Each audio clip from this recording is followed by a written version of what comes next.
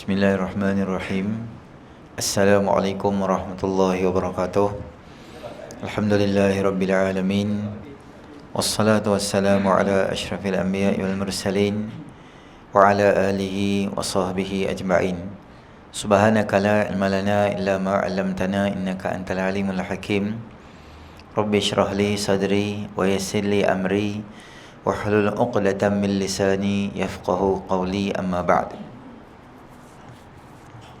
Tuan-tuan, perempuan, muslimin, muslimat yang dirahmati oleh Allah Subhanahu Wa Taala, pertamanya kita panjatkan kesyukuran kita kepada Allah Subhanahu Wa Taala kerana dengan limpah rahmatnya Allah Subhanahu Wa Taala beri kita sama-sama peluang berada di dalam majlis ilmu kita pada malam ni. Moga-moga kehadiran kita akan termasuk di dalam timbangan amal soleh kita nanti. Amin ya rabbal alamin. Baik, malam ni kita akan tengok hadis yang berikutnya berkaitan dengan memperbanyakkan sujud kepada Allah Subhanahu wa taala. Ma'dan bin Abi Talhah al-Umari qala laqitu Thawbana maula Rasulillah sallallahu alaihi wasallam faqultu akhbirni bi'amalin a'maluhu yudkhiluni Allahu bihil jannah aw qala qultu bi'ahabbil a'mali ilallah fasakata thumma sa'altuhu thalitha faqala sa'altu an zalika Rasulullah sallallahu alaihi wasallam faqala alayka bikathratis sujudi lillah fa innaka la tasjudu lillahi sajdatan illa rafa'aka Allahu biha darajatan wa hatta anka biha khati'atan. Qala Ma'danu thumma laqitu Aba Darda'i fasa'altuhu faqala li mithla ma qala li Thawban. Daripada Ma'dan ibnu Abi Talhah al-Ya'mari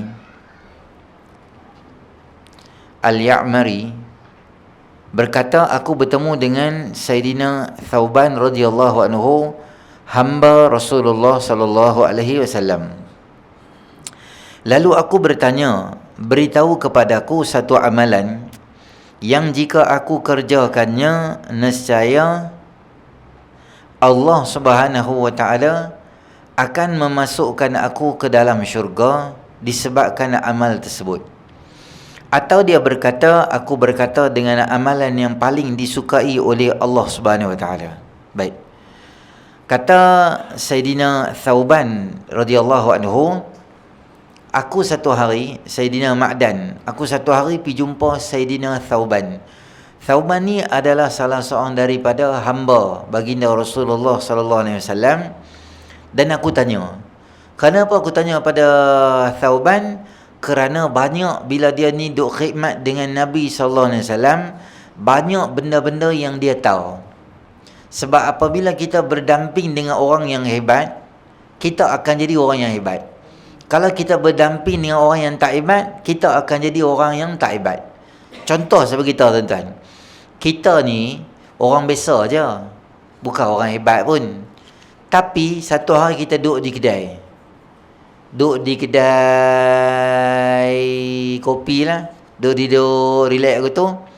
Katalah contoh Agong sekarang ni, dia lalu dekat itu, dia berhenti. Dekat kedai kopi hak kita duduk tu ada laksa sedap. Dia dengan Tuanku Permaisuri berhenti. Depa bungkuk tingkap nak order. Keluarlah dia punya staff istana seorang, masuk pergi beli. Lepas pergi beli tu, dah keluar nak jalan dah, tuanku buka kereta, dia mai dekat kita, dia duduk tepi kita, dia tak kenal dah lagi dia dah. Siapa ni?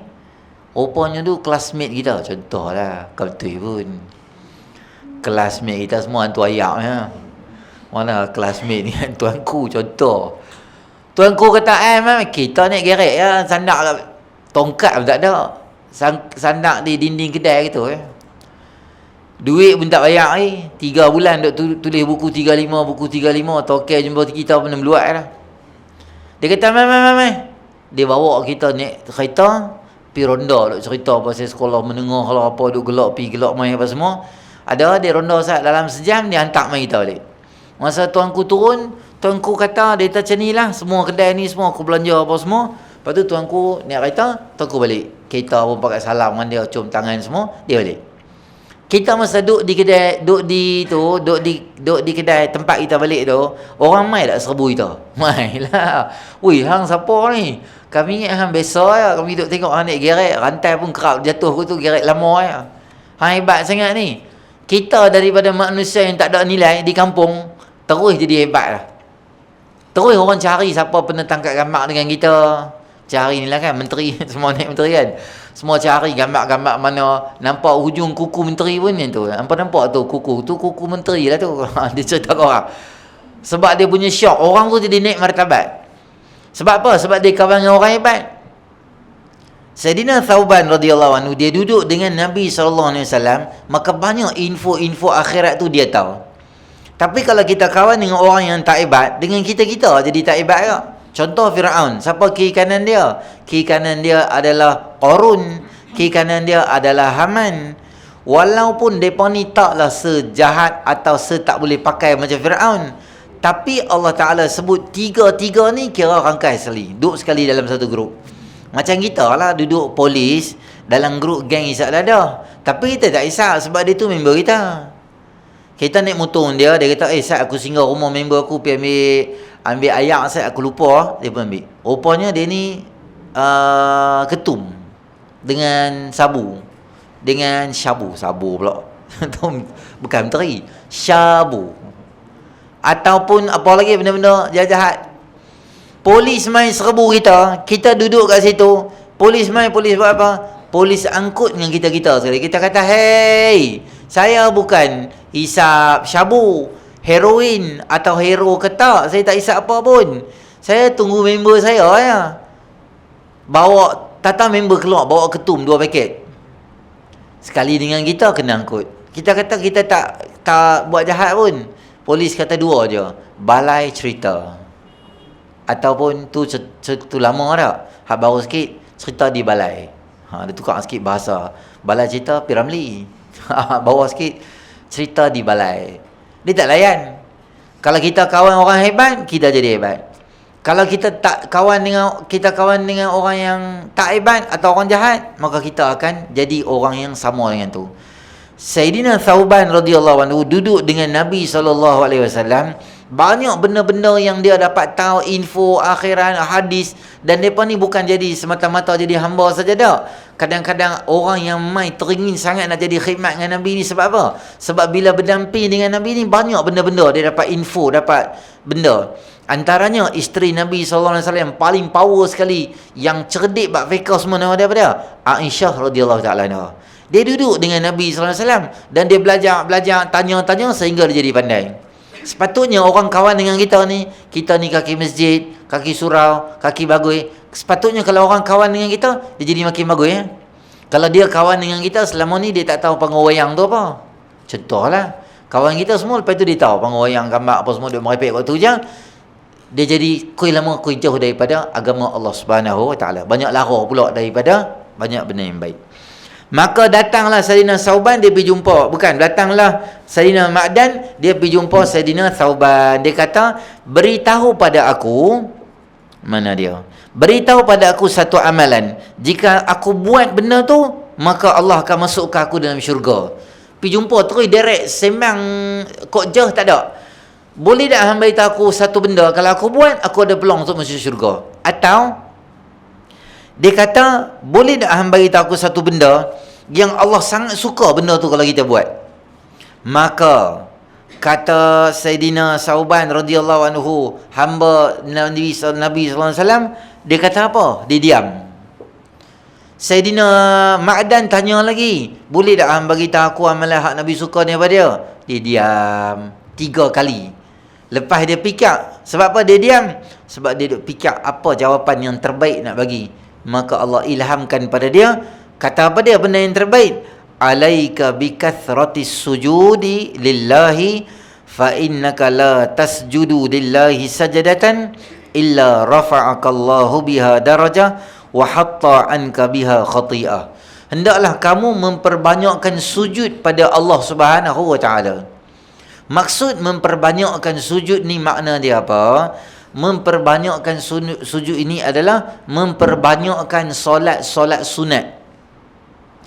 Adapun semayang fardu, kita tak boleh banyak dah. Macam mana orang alim ke, warak ke, bertakwa ke, dia punya limit tu dah sampai dah 17 sahaja rakaat, 34 sujud sahaja yang kita boleh buat, tak boleh lebih pada tu. Hang rajin macam mana pun tak boleh kita nak semayang subuh 3, malas macam mana pun tak boleh nak semayang isyak 3 atau maghrib 4, tak boleh.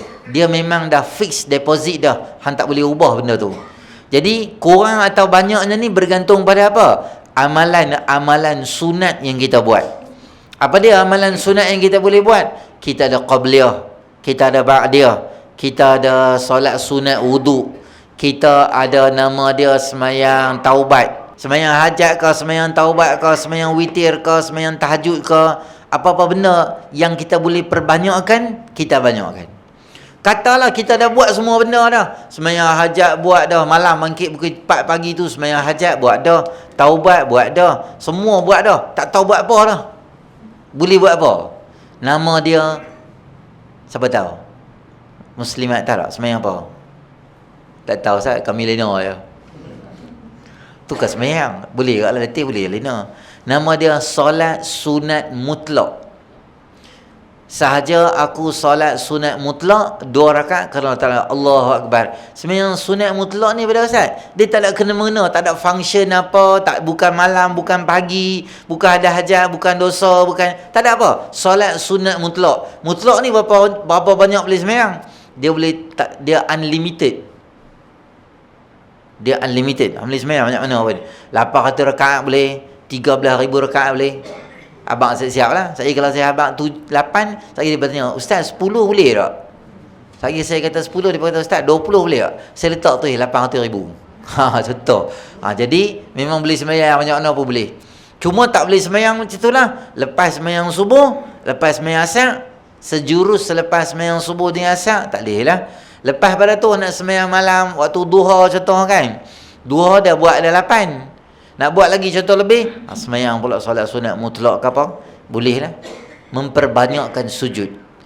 Kisah memperbanyakkan sujud ini, alaika bikathrati sujudi lillah, hendaklah kamu banyakkan sujud pada Allah. Saya teringat satu sahabat Nabi SAW yang nama dia, Allahumma salli ala sayyidina Muhammad, tak ingat nama dia apa. Dia ni banyak khidmat dengan Nabi SAW. Malam bila Nabi bangun qiyamul lail, dia suka ambil miswak. Dulu dia pun tak ada sistem pipe macam kita. Ada orang tolong ambil macam bekas untuk Nabi pi tandai, bekas untuk wudukkan Nabi SAW. Dia banyak tolong Nabi. Sehingga Nabi SAW kata kat dia, mintalah kalau hang ada apa-apa benda nak minta, bagi tahu supaya aku boleh doa kat Allah bagi hang dapat. Dia kata, wahai Rasulullah SAW, saya teringin kalau boleh nak duduk sama dalam kamu dalam syurga esok, duduk sama-sama. Nabi SAW kata, okeylah. Nabi duk expect dia nak tanya benda-benda dunia, adalah benda apa-apa yang dia tanya. Maka Nabi SAW kata, awal ghaira zalik, lain ada tak lain-lain pada tu? Apa-apa lah beritahu je, aku boleh tolong doa. Maka dia kata, tak ada apa dah Rasulullah, saya yang tu je. Maka Nabi SAW sebut pada dia, fa'aini tolong aku untuk aku realisasikan impian kamu bikathrati sujud, dengan memperbanyakkan sujud pada Allah Subhanahu Wa Taala. Maknanya kisah sahabat tadi itu, dia tanya, Nabi SAW sebut satu jawapan. Bukan jawapan tu khusus untuk dia je, bukan untuk Sayyidina Thauban sahaja. Kerana Sayyidina Thauban dia kata, soalan ni aku pernah tanya kat Rasulullah lah. Rasulullah kata kat aku, dia kata supaya aku banyakkan sujud aku pada Allah Subhanahu Wa Taala. Maksud dia apa tuan-tuan? Saya nak abang, peluang untuk dapat peluang untuk kita ni disayangi oleh Allah dan mendapat ruang pahala yang kita buat tu Allah suka tu bukan untuk Saidina Thauban yang bertanya sahaja. Nabi tak close gate tu untuk Saidina Thauban. Maknanya hang seorang buat benda ni, hang seorang dapat tak. Bila Saidina Thauban tanya, Nabi buka peluang tu untuk semua orang. Maknanya bukan saja Saidina Thauban boleh dapat, kita atau siapa sahaja buat benda tu dia boleh dapat juga. Apa dia? Memperbanyakkan sujud pada Allah Ta'ala. Apa dia akan dapat bila banyak semayang-semayang sunat ni? Dia akan dapat apa? Pertama, Allah akan sayang pada dia, kerana itu adalah benda-benda yang Allah suka. Dan yang ketiga, itu adalah benda yang amalan yang boleh bawa seseorang itu dalam syurga Allah Subhanahu Wa Ta'ala. Tapi flow dia tuan-tuan, dia mesti settle benda fardu dulu. Jangan kita ni tak semayang isyak, tapi semayang tarawih kita main. Tu maksud dia masalah otak nama dia. Isyak tak buat? Anda semayang isyak tak belum? Isyak biasa dah ustaz. Isyak selalu duk buat dah. Tarawih sekali-sekala baru ada. Saya semangat saya nak main semayang tarawih 20 rakaat saya semayang isyak. Isyak tak apa, esok-esok lepas raya dah lagi isyak, dia kata la ilaha illallah. Dia faham kot tu pula. Kita tak boleh. Isyak ni dia fardu. Fardu ni kalau nak bandingkan semayang sunat, fardu ni pakai kain lah. Semayang sunat ni pakai serban. Kalau kita pakai serban, pakai seluar dengan baju je, tak pakai serban, salah tak? Salah lah. Tapi kalau pakai comel lah sikit, pahala lebih sikit. Kalau kita pakai serban saja, seluar dengan baju tak pakai, pelik juga tu. Dia semayang sunat, tahajud malam ni, Allah ni habaq lah, berguling-guling semayang tahajud. Tapi subuh tak semayang, zuhur tak semayang, asar, maghrib, isyak apa tak semayang, dia tahajud je dia semayang. Maknanya hang pakai serban saja. Kalau kita jumpa dia tu duduk di traffic light kat Sunshine ni, dia pakai baju dengan seluar, tapi helmet tak pakai, serban tak pakai. Haji, bang, dia tak sihat kan? Helmet tak pakai ni, kopiah apa tak ada, serban tak ada ni. Dekat ya, pergi kedai mamak beli roti ya, tak okey. Biasalah tu. Kadang-kadang malam kita pun tak pakai dah. Dekat-dekat tu. Tapi kalau kita jumpa seorang tu malam pukul 10 tu pakai serban saja. Baju tak pakai, seluar tak pakai. Assalamualaikum haji, bapa. Allahumma salli alaihi wasallam. Sihat nak pergi masjid kan, sembahyang isyak, sembahyang maghrib kat masjid. Elok tu. Tapi haji tak pakai seluar ke? Dia pun tengok, lah tak pakai. Biar pergi lah, benda sama ya. Bukan ada beza dengan orang pun, tu dia belah gitu je. Agak-agak anak dia ada orang buat menantu tak? Tak ada tu. Dia kan kata pula kawan dengan dia, anak dia orang tu buat benda tu. Sebab apa? Pelik sangat ke tu. Macam itulah kita hari ni. Kalau benda fardu kita tak buat, tapi benda sunat saja kita buat, sehingga mengabaikan benda fardu, menjadi satu kesalahan dalam syarak. Tapi yang bagusnya, fardu kita buat, sunat pun kita buat. Bahkan memperbanyakkan sunat tu satu benda yang sangat baik dan bagus. Contohnya apa? Qabliyah zuhur ni sunat buat 4. Sunat buat berapa? Sunat buat 4. Kalaulah ada jemaah kita yang buat, maka kita bagi ruang sat untuk mereka ni semayang. Kalau kita nak iqamah, tunggu sat bagi dia buat. Tapi kita pun give and take lah tuan-tuan. Dah kita ni main lambat sangat, contoh kan, orang nak qamat sangat-sangat dah, tunggu aku nak semayang sunat. Tak boleh macam tu. Nak semayang boleh. Zuhur kita bagi biasa dalam 10 minit lah.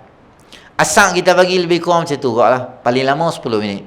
Maghrib 5 minit. Isyak 10 minit. Bagi masa saat orang semayang sunat ke apa-apa. Subuh pun sama juga bagi masa orang semayang sunat apa. Semua habis, baru kita buat.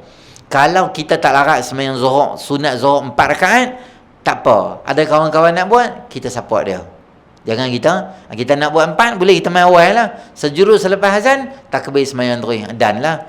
Dan kalau kita main lambat, jadi macam membebankan rakan-rakan yang lain juga. Maka memperbanyakkan sujud pada Allah Ta'ala boleh menyebabkan, yang pertama, Allah Subhanahu Wa Ta'ala sayang pada kita, dan yang kedua, boleh menyebabkan dia tu masuk dalam syurga Allah Subhanahu Wa Ta'ala. Okey, kita turun bawah balik sikit. Apa dia lagi? Fa innaka la tasjudu lillahi sajdatan illa rafa'aka Allahu biha darajah. Kerana tidaklah kamu sujud, maknanya setiap kali kamu sujud pada Allah Subhanahu Wa Taala, Allah akan tingkatkan darjat kamu. Wa hatta anka biha khati'atan, dan Allah akan ampunkan dosa kamu. Oh, ni punca dia. Dia punya flow tuan-tuan tengok, dia start daripada bawah.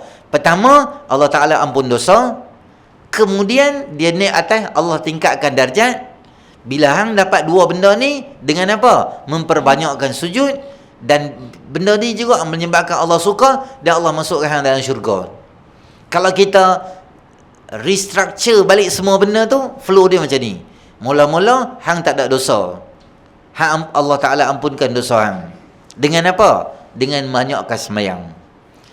Mula-mula banyak semayang sunat, maka dengan memperbanyakkan semayang sunat, dia punya flow nombor 2 dia akan jadi, maka Allah ampunkan dosa.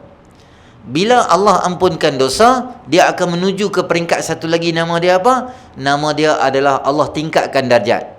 Bila 3 benda ni jadi pada kita, maka kesemua ini dinamakan amalan yang disukai oleh Allah SWT. Dan di hujung sama juga adalah masuk dalam syurga Allah Ta'ala. Maknanya, hang nak masuk syurga, hang mesti tak ada dosa. Kalau hang ada dosa, hang tak boleh nak masuk dalam syurga. Kalau hang ada dosa, hang terhalang untuk masuk dalam syurga Allah Subhanahu Wa Ta'ala. Kalau hang sebab tu kita cari ruang dan peluang buat satu benda supaya dosa kita diampunkan oleh Allah Subhanahu Wa Ta'ala. Kita mengaji malam ni, memperbanyakkan sembahyang sunat juga adalah satu benda yang boleh menyebabkan Allah Subhanahu Wa Ta'ala ampunkan dosa kita. Okey. Maka Sayyidina Thauban radhiyallahu anhu dia kata apa? Lepas Sayyidina Ma'dan ni, lepas aku jumpa Sayyidina Thauban, aku rasa soalan yang sama, aku pergi tanya pula satu sahabat nama dia Sayyidina Abu Darda radhiyallahu anhu. Dia kata, wahai Abu Darda, aku nak tanya macam ni, soalan ni betul ke? Boleh tak bagi tahu kat aku apa amalan yang Allah suka sangat, dan kalau aku buat tu aku boleh masuk dalam syurga Allah Ta'ala? Makanya Sayyidina Ma'dan kata, Abu Darda radhiyallahu anhu pun sama juga dia jawab macam tu juga. Dia jawab supaya aku banyakkan sujud pada Allah Subhanahu Wa Ta'ala.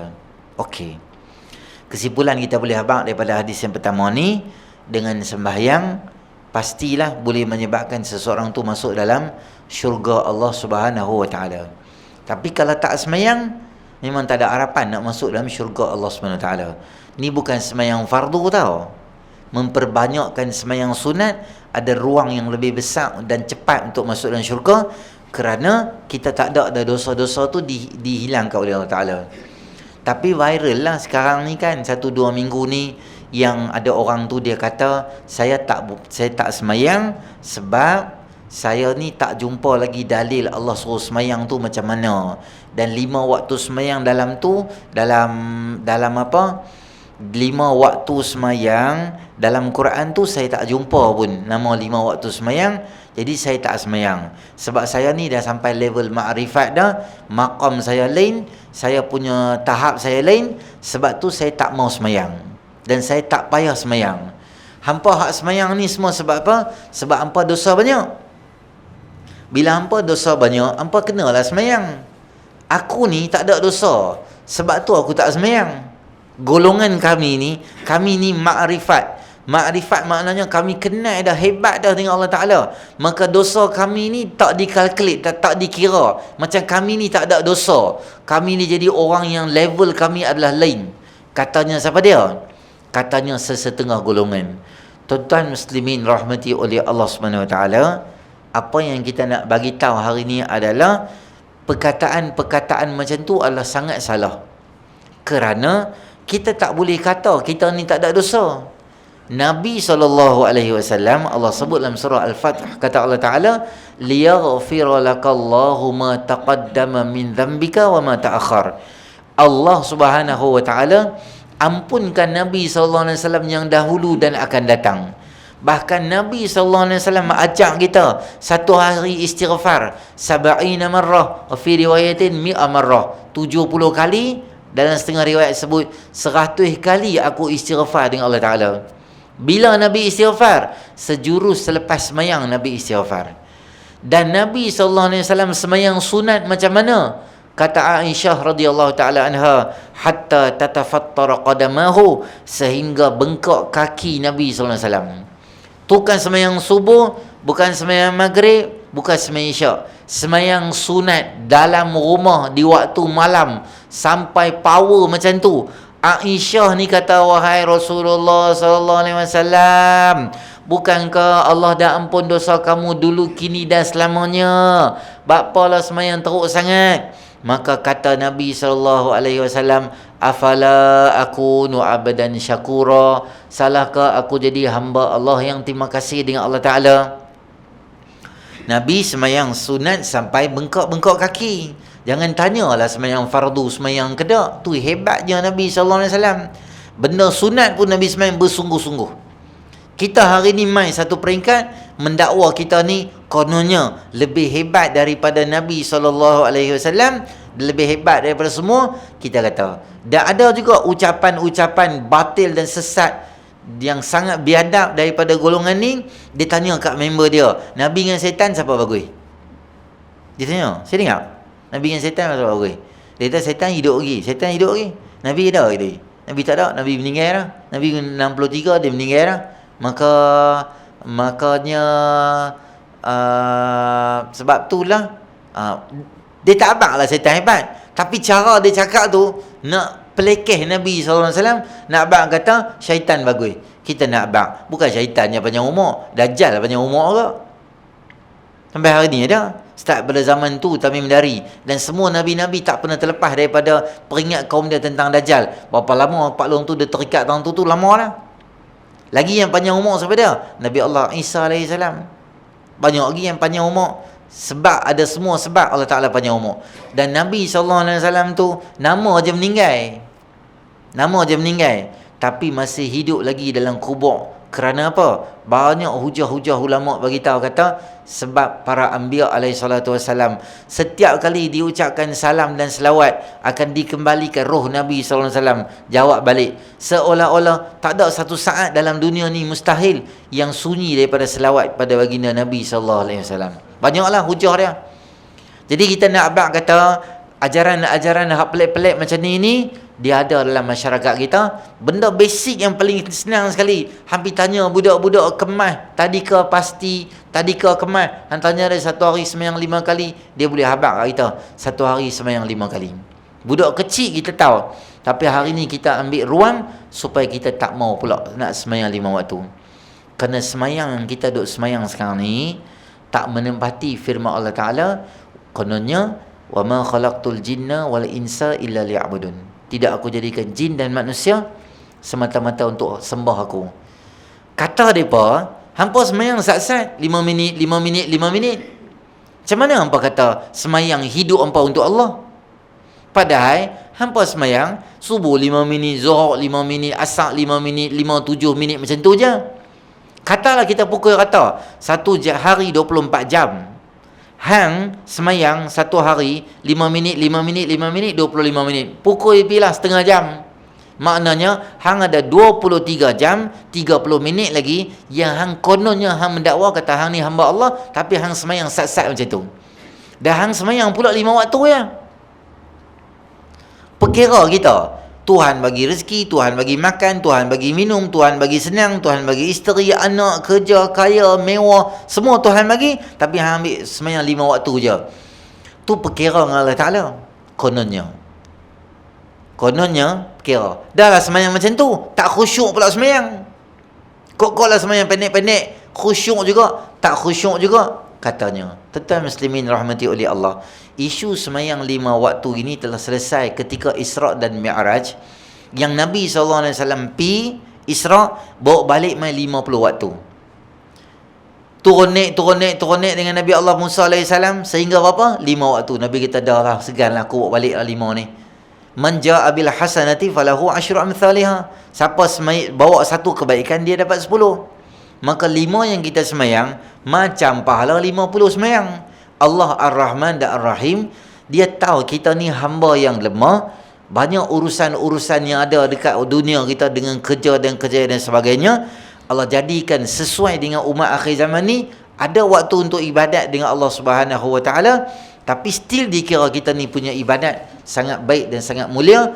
Kerana apa? Kerana masa yang kita bagi pada Allah Subhanahu Wa Taala.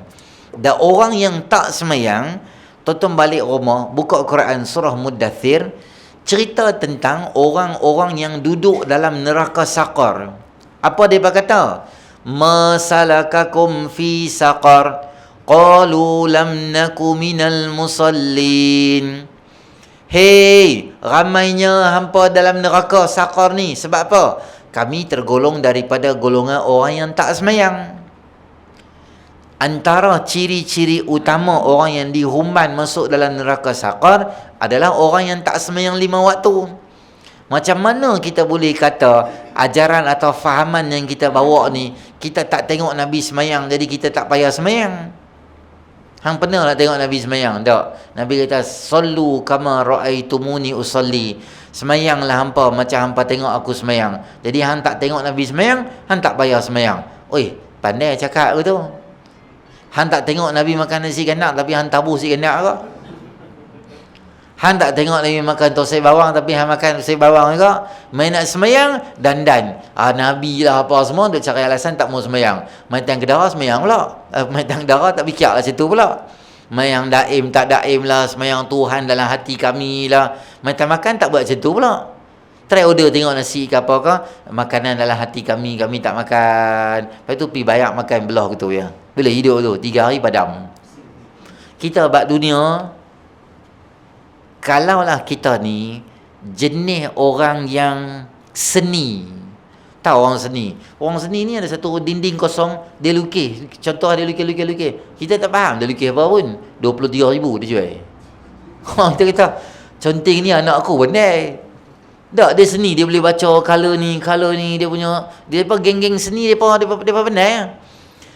Seni ke apa ni ke apa kami pasal tu. Tapi jangan terjemah benda tu ke agama. Agama dia tak boleh seni, tak boleh fikir imagine tu, tak boleh buat itu. Dia mesti dalam ikut cara yang kita sebut sebagai apa?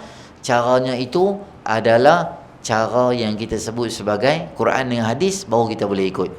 Selain daripada mana-mana ajaran, selain daripada yang diajar oleh Allah Subhanahu Wa Taala dan Rasulnya, maka benda tu adalah sesat. Dan kalau boleh kita jangan ikut. Jangan pesan dekat anak-anak kita, jangan follow Facebook dan IG, jangan view live siapa-siapa kalau buat, dia buat cerita cakap sikit lebih kurang bab agama, kita pun duk buat. Maka kena hati-hati dengan golongan tu. Sama juga geng liberal, geng macam-macam lagi lah ada. Mai ada perhimpunan wanita kan, hari wanita, ada perhimpunan. Tentang menteri tak lantik lagi, mereka pun buat gila. Macam-macam lah. Di poster tu kita tengok, badan aku, milik aku, tak payah siapa nak ambil tahu, katanya. Satu poster saya baca, poster tu lah dia tulis, kalau kerajaan boleh buat pintu belakang, kami pun nak jalan juga kot pintu belakang dia tu. Gila tak gila tu, jadi macam merepek tu. Hak pegang buat tu, orang tak tahulah Islam ke tak, tapi muka tu nampak macam Islam lah. Kalau tengok IC tu, saya rasa dalam ramai-ramai ada hak Islam, ada lah. Golongan-golongan ni tuan-tuan muslimin rahmati oleh Allah Subhanahu Wa Taala, nampak macam dulu tak berani, sekarang-sekarang ni dah berani dah. Kita haraplah dengan pembentukan kabinet baru yang diumumkan tadi kan, ada sedikit penegasan pada mereka ni, supaya mereka ni jangan terus bersuara. Jangan terus bersuara, kerana mereka punya ajaran dia tu sangat-sangat rosak dan tak betul. Dia cuba cari kesamarataan gender. Apa yang lelaki boleh buat, perempuan boleh buat juga. Apa yang lelaki boleh ada keistimewaan, kami pun mau macam tu juga. Setiap orang dia ada kelebihan dia. Lelaki ada kelebihan lelaki, perempuan ada kelebihan yang Allah bagi kat orang perempuan. Taklah bermakna benda yang perempuan tak boleh buat bermakna perempuan lemah. Taklah bermakna benda yang lelaki tak boleh buat perempuan boleh buat maknanya benda lemah. Ada bidang masing-masing lah. Kita tak boleh kata ikan, walaupun dia ikan paus yang besar, kita bawa dia ke darat, kita suruh dia lari 4 kali 100 meter. Atau ikan lumba-lumba, kita kata hang semang kemas ingat nama lumba-lumba, tangkap dia pergi lempak di track dekat stadium bandaraya. Hang lari 4 kali 100, mampu Pak Long tu 2 minit tercungak-cungak arwah, wabillahi taufiq wal hidayah. Sebab apa hang kata hang semang kemas sangat? Yalah, ni bukan bidang aku di track ni. Sama macam panther, sama macam cheetah. Laju tuan-tuan. Binatang yang ada di muka bumi yang paling laju di planet adalah panther. Harimau bintang, bapak laju. Dia boleh pergi Kuala Lumpur sat ya balik mai gitu. Tak payah banyak tol masuk ke bawah gitu ya. Kawan hak tol pun lari tengok panther mai. Dia boleh lari laju, hebat dia. Tapi kalau tuan-tuan ambil dia, rendam dalam laut, suruh dia lari berenang sama dengan dolphin tadi, memang nerap lah dia. Sebab tu bukan tempat dia. Tuan-tuan ambil dolphin, bubur situ, tak betul je lah. Tuan-tuan ambil tupai, kita bubur kat tiang elektrik, dia boleh jalan tak? Pandai nak, cop tu. Kita baru tengok sini, dia naik dahan gitu lah. Sama level dengan monyet. Sebab dia boleh ke situ. Tapi tuan-tuan, kalau kita ambil zirafah seekor, kita suruh dia lompat macam tupai ke tu, dan kita kira zirafah ni kalah, dia tak apa rahang tinggi saja, tak ada faedah ke tu. Kita ambil kerbau besar seekor ke tu, bison besar tu kan, tanduk besar tu, kita kata hang lawan dengan tupai. Tu kan lawan dia, kita kata apa rahang besar saja. Memanglah tu bukan, dia tak boleh. Kita tak boleh kata gajah tak boleh berenang laju, gajah tu lemah, tak. Gajah ada bidang dia, dia boleh angkat kayu balak. Tupai ada kelebihan dia. Dia lari-lari sini, lari sana. Semut ada bidang dia. Semut boleh masuk dalam kola kita. Musang boleh masuk. Mampu kita kalau musang masuk. Jadi semua orang ada bidang dia.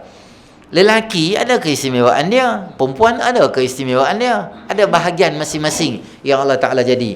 Perempuan kelebihan dia Allah bagi kat dia, dia lebih kasih sayang. Kalau dia dengan anak, dengan baby dan sebagainya, dia dah kasih sayang dia. Dia boleh bangun tengah malam bagi susu, bancuh susu, dan dia tak akan rasa tunjuk rasa malas. Bahkan kerja dia buat walaupun letih, dia seronok dengan baby dia tu. Sebab tu jiwa perempuan. Laki ni tuan-tuan dia banyak sabar. Kalau baby menangis pun dia sabar, dia tidur tu je. Ingat sabar Allah Ta'ala tu. Dia jenis passion tu. Laki dia benda baik ke benda jahat dia macam tu. Orang perempuan dia main jahat tak mana? Jahat dengan suami dia. Mulut jahat dengan suami dia. Kutuk suami dia. Rendah-rendah suami dia. Mulut tak jaga dengan suami dia. Bergaduh kan nak suruh cerai saja. Hang bukan buat apa kat aku pun. 30 tahun kahwin ni tak ada apa yang buat kat aku. Macam-macam cakap tu. Tu jahat orang perempuan. Jahat orang lelaki. Jahat lelaki dah jahat dia juga. Apa dia? Pecah rumah. Rempit. Bunuh orang. Jahat lelaki kot tu pula. Dia ada bidang masing-masing. Baik dengan jahat sama-sama. Maka hang nak ke sama rataan gender tu tak boleh lah. Ar-rijalu qawwamuna 'alan nisa. Lelaki dia pemimpin untuk orang perempuan. Sebab apa? Sebab lelaki ni dia punya pandangan dia lebih rasional. Emosi dia lebih terstabil. Orang perempuan ni kalau dia main dia punya kitaran haid bulanan dia punya emosi tak stabil. Kadang-kadang dia main dia punya emosi seronok. Haid bulan tu haid bulan seronok. Semua benda duk senyum gitu je apa, kerja digelak orang calak kereta accident belakang pun bangkit masih duk senyum gitu. Itu dia ni tak betul kot. Aku langgar kereta dia duk senyum Sebab apa? Sebab bulan tu bulan senyum. Kena main bulan sekali gitu, bulan tak apa nak senyum, bulan sedih. Bulan sedih ni kira sedih ya. Hang buat apa sedih? Balas WhatsApp lambat pun sedih. Beratok panjang di sunshine pun jadi sedih. Semua jadi sedih, tak ada parking menjadi sedih. Jadi emosi, jadi baling barang. Maka orang perempuan tak patut diberi hak untuk bercerai. Kerana emosi dia terganggu. Kalau bercerai ada hak untuk orang perempuan, tuan-tuan kita semua kena teruk lah kena cerai. Balik rumah tengok, abang balik lambat sangat. Hari ni teman ustaz pergi minum kat kedai. Lambat dah orang nak sini, cerai abang. Cerai pula. Abang ni kicap mana? Allah pergi beli di kedai dah. Sos lupa ambil. Duk ingat satu lagi apa ni? Kicap lupa beli. Kicap abang lupa beli. Cerai abang. Cerai. Pak Haji tersandak kat dinding tengok tersandak ke tu dengan ni. Dengan penat hello. Serang. Ai Haji. Tadi main semayang okey awak penat kan? Allah kena cerai dengan bini aku pula hari ni. Berapa kali kena cerai? Hari ni saja 14 kali. Kawan dia kata, maintain lah, aku hari ni 42 kali kena cerai. Sedia-sedia kena cerai. Sebab tu Allah tak bagi kat orang perempuan. Ceraikan saya, orang lelaki kan. Kalau gaduh dengan bini dia akan kata, ceraikan saya. Orang Kajar kan, orang Kuala Lumpur. You ceraikan I. Lelaki tak layan. Lelaki start motor pergi kena tarik tu. Pagi dia main balik malam. Dia duduk jadi fight tu. Orang perempuan ni kena nak fight dengan orang kan. Kalau dia gaduh, cerai aku, main fight, tak berhenti lah. Dia nak suruh lelaki dia fight. Lelaki dia masuk dalam bilik, malah aku layan. Dia hintai kot pintu. Oi, takut lah, main fight. Dia ajak lelaki dia fight. Lelaki dia tu, malah aku layan hang. Start motor, dia pergi mana kedai ni apa, set bistro ke apa, pergi kena tarik apa, kena lem jam ke apa, lem shrink ke apa belakang tu. Isteri dia ikut dengan kereta. Oh, ikut. Betul. Mai lah, lari apa, takut lah, mai gaduh. Ui, sampai situ lambat dia. Orang perempuan dia macam tu, lelaki tak layan ni. Jadi, hang tak boleh lah semua benda sama. Ada kelebihan lelaki, ada kelebihan orang perempuan. Hang semua benda hang nak sama gitu, harta faraid nak sama. Kalau lelaki boleh jadi imam, kami pun nak jadi imam juga. Bolehlah jadi imam, sama apa-apa, pilah jadi imam. Lelaki boleh azan, kami pun nak azan juga. Semua nak kena buat. Time laki kena bayar nafkah, wajib nafkah pada isteri, hang tak bersoal pula. Soal lah benda tu. Apa ni asyik laki yang kena bayar nafkah kat isteri? Kami perempuan pun nak wajibkan juga bayar nafkah kat laki kami. Tang dapat duit, hang sono. Tang orang lain dapat tu, hang jadi macam bebal lah. Yang ni maksudnya ada masalah otak lah ni. Kebanyakannya, semua geng tu lah. Aminah, Wadudnya geng, semayang laki, semayang perempuan, semayang tepi semayang gitu. Dia kata bubuh perempuan kat belakang tu diskriminasi orang perempuan. Sebab bubuh di belakang. Saya kata bubuh di belakang tu memang menjaga maruah perempuan lah. Kalau tuan-tuan katalah contoh, kita semayang laki, semayang perempuan, laki, perempuan, semayang laki, perempuan, semayang gitu. Maknanya isteri kita duduk di saf sama dengan suami orang lain. Maknanya kita mencalarkan maruah dia. Orang perempuan duduk di tempat dia. Cantik sama-sama mereka beratok macam tu. Bukan bermakna Islam letak orang perempuan di belakang. Tengok sejarah bagaimana sahabiah yang hebat turun dalam medan perang jadi nurse, rawat luka sahabat-sahabat, bantu bawa ayah Aisyah radhiyallahu taala anha. Banyak sahabat-sahabat orang perempuan yang besar-besar yang depa ni bantu dalam peperangan Badar, bantu dalam peperangan. Maknanya peranan orang perempuan juga besar. Ada bidang dia. Tapi tak bolehlah kita semua benda kita nak sama rata gender macam tu. Benda ni tuan-tuan kalau tengok di internet berlambak lah. Tulis macam-macam dekat Nabi SAW. Semalam pun tulis macam-macam juga. Berkaitan dengan agama lah. Seolah-olah biarlah kami nak berzina ke, nak liwat ke, nak buat apa ke. Tu kami punya pasal. Hampa jangan ambil tahu bab berkaitan kami. Itu ajaran sesat yang ada dalam masyarakat kita ni yang kita kena jauhkan daripada diri kita. Nanti insya-Allah kita akan tengok hadis yang berikutnya adalah bangun beribadah pada waktu malam, yakni qiyamul lail. Baik. Kalau tak ada apa, kita tangguh dengan tasbih dan salawat. Subhanallah wa bihamdika asyhadu an la ilaha illa anta nastaghfiruka wa natubu ilaik. Wal 'asri inna al-insana lafi khusr illa alladhina amanu wa 'amilus shalihat tawasaw bil haqq tawasaw bis sabr. Subhana rabbika rabbil 'izzati 'amma yasifun, salamun 'alal mursalin, walhamdulillahi rabbil 'alamin. Lepas insya-Allah tuan-tuan